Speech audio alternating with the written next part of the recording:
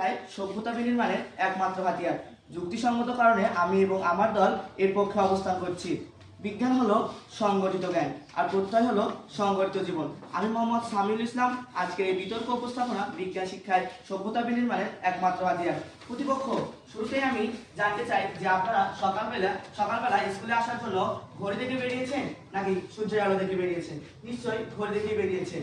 মাননীয় মডারেটর, ঘড়ি কিন্তু বিজ্ঞানের আবিষ্কার।